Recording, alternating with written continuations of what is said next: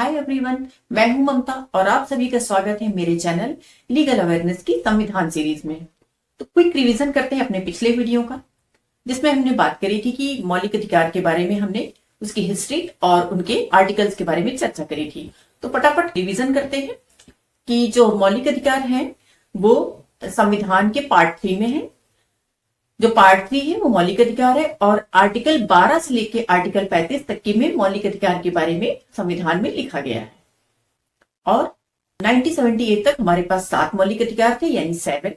लेकिन 44th amendment जो 1978 में हुआ था उसमें राइट टू प्रॉपर्टी को एक मौलिक अधिकार से हटा दिया गया था। तो यानी कि अब हमारे पास है 6 मौलिक अधिकार। तो हम 1 बाय 1 उनकी चर्चा करेंगे। तो शुरू करते हैं आज का वीडियो। तो आज हम बात करेंगे आर्टिकल 12 की। जैसा कि मैंने बताया है कि आर्टिकल 12 से लेके आर्टिकल 35 तक भारतीय संविधान में फंडामेंटल राइट्स के बारे में बताया गया है। तो आज हम डिस्कशन करेंगे इस वीडियो में आर्टिकल 12 की। तो वीडियो को पूरा अंत तक जरूर देखें और आर्टिकल 12 के बारे में जानने के लिए मेरे साथ बने रहिए। सबसे पहले हम जानेंगे कि आर्टिकल 12 क्या कहता है। तो जो आर्टिकल 12 है वो बताता है स्टेट के बारे में। जब आप कॉन्स्टिट्यूशन की बुक पढ़ेंगे, कॉन्स्टिट्यूशन पढ़ेंगे, तो आर्टिकल 12 से लेकर आर्टिकल 35 तक बहुत बार state state state word use हुआ है। तो ये हमें ध्यान रखना है कि जो आर्टिकल 12 में जो स्टेट की डेफिनेशन या स्टेट के बारे में बताया गया है वो केवल और सिर्फ पार्ट 3 यानी कि फंडामेंटल राइट्स के लिए ही बताया गया है। इसके अलावा किसी और आर्टिकल में अगर स्टेट वर्ड यूज हो रहा है तो वहां पे ये इसकी आर्टिकल 12 की डेफिनेशन नहीं मानी जाएगी। यानी कि जो आर्टिकल 12 में जो स्टेट बताया गया है वो सिर्फ और सिर्फ केवल मौलिक अधिकार के लिए है। तो अब हम इसको ये समझेंगे ना कि जैसा कि मैं बता भी चुकी हूं कि जो हमारे मौलिक अधिकार हैं वो राज्य के अगेंस्ट हैं, यानी स्टेट के अगेंस्ट नागरिकों को मिले हुए हैं। अब आप कहेंगे जब दो पक्षों की लड़ाई हो रही है तो वो भी तो हमारा मौलिक अधिकार का हनन हो रहा है, तो हम क्या उसमें जाएंगे? तो बिल्कुल नहीं जाएंगे। जब आपस में दो व्यक्तियों की लड़ाई हो रही है तो ये ध्यान रखना है कि वो फंडामेंटल राइट्स की डिमांड उनसे नहीं कर सकते हैं, क्योंकि फंडामेंटल राइट्स केवल हमको स्टेट के अगेंस्ट ही मिले हुए हैं। इसको हम इस उदाहरण से समझेंगे। और दूसरी बात, जब किसी व्यक्ति के साथ किसी का झगड़ा होता है तो बहुत सारे हमारे पास कानून हैं उनमें जाने के लिए, हम उसके तहत अपने लिए न्याय ले सकते हैं।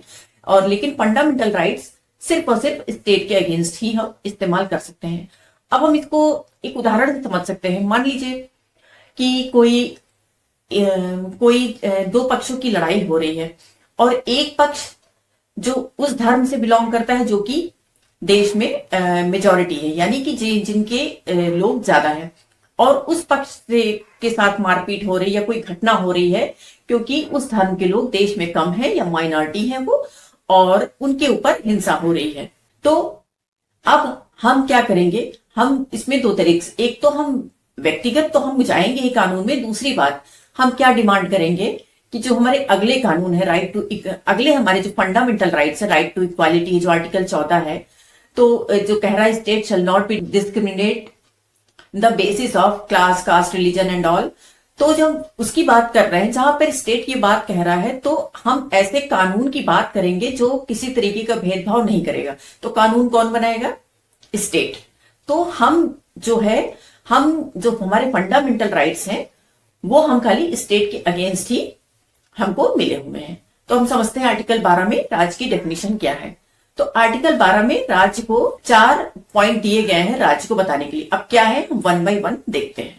नंबर 1, भारत सरकार एवं संसद, जिसको आर्टिकल 12 में राज्य कहा गया है। नंबर 2, राज्य सरकार एवं विधानमंडल। नंबर 3, सभी स्थानीय प्राधिकारी। नंबर 4, अन्य प्राधिकारी। तो ये जो चार लोग बताए गए हैं ये आर्टिकल 12 में राज्य बताया गया है। तो अब हम एक एक करके समझते हैं। तो भारत सरकार एवं संसद तो क्लियर है कि हमारे देश में 2 सरकार है, एक केंद्र सरकार है, एक राज्य सरकार है। तो नंबर 1 पॉइंट, नंबर 2 पॉइंट तो क्लियर ही है, लेकिन फिर भी हम चर्चा करते हैं कि भारत सरकार एवं संसद में क्या क्या आएगा। तो इसमें आएगा सभी मंत्रालय, सभी विभाग, इस तरीके के सभी विभाग, राष्ट्रपति, लोकसभा, राज्यसभा, सभी मंत्रालय, और वो सभी लोग जो किसी भी तरीके के कानून बनाने और उसका पालन करवाने की शक्ति रखते हैं या उनकी क्षमता है। अब राज्य सरकार एवं विधानमंडल क्या है? तो राज्य की सरकारें, मुख्यमंत्री, उनके सभी मंत्रिमंडल, सचिव, राज्यसभा विधानसभा के सदस्य और वो सभी लोग जो किसी भी तरीके का कानून या कोई आदेश या इस तरीके के लीगल डॉक्यूमेंट निकाल सकते हैं और उसका पालन करवा सकते हैं।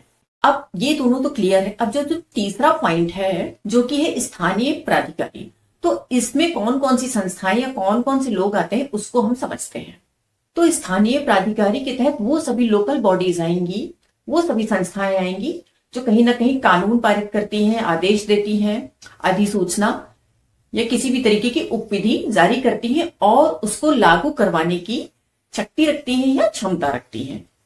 वो सभी राज्य माने जाएंगे। उदाहरण के लिए नगर पालिका, डिस्ट्रिक्ट बोर्ड, ग्राम पंचायतें, improvement trust, mining settlement board, इसके अलावा ओएनजीसी, गेल, इस तरह की सभी संस्थाएं आती हैं। सभी संस्थाएं राज्य की परिभाषा के नीचे आती हैं।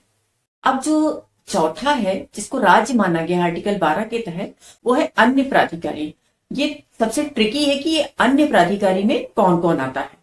तो ये जो अन्य प्राधिकारी है, इसको समय समय पर जो सुप्रीम कोर्ट के जजमेंट आए उसके तहत जो इसको बार बार इसको इनरिच किया गया और इसको बढ़ाया गया, अन्य प्राधिकारी को स्पष्ट किया गया।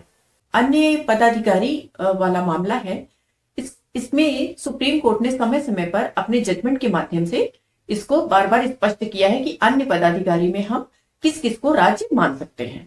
तो यूनिवर्सिटी ऑफ मद्रास बनाम शांताबाई के मामले में मद्रास हाईकोर्ट ने कहा कि अन्य प्राधिकारी में केवल वही पदाधिकारी सम्मिलित किए जा सकते हैं जो शासकीय या स्वयं प्रभु शक्ति का उपयोग करते हैं, यानी कि जो कानून बना सकते हैं और लागू करने की भी क्षमता रखते हैं।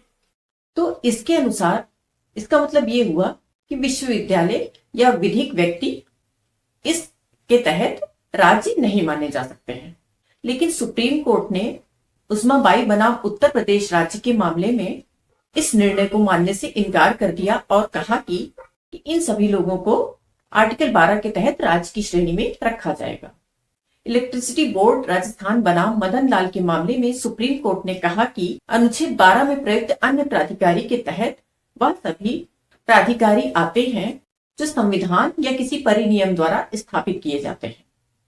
विधि, उपविधि आदि निर्मित करने की शक्ति प्राप्त होती है। यह जरूरी नहीं है कि ऐसे कानूनी प्राधिकारी शासकीय प्रभुत्व संपन्न शक्ति का प्रयोग करते हो। तो इस जजमेंट के आधार पर, इस कथन के आधार पर आर्टिकल 12 के तहत electricity board, Devaswom board, cooperative societies जैसी संस्थाएं सम्मिलित होंगी, जिन्हें कोऑपरेटिव सोसाइटी एक्ट 1911 के तहत उपविधियां बनाने की शक्ति प्राप्त है। इसके अलावा अन्य स्थानीय पदाधिकारी के तहत आपके डीएम कमिश्नर, पुलिस, सरकारी डॉक्टर आदि ये सब लोग भी आते हैं।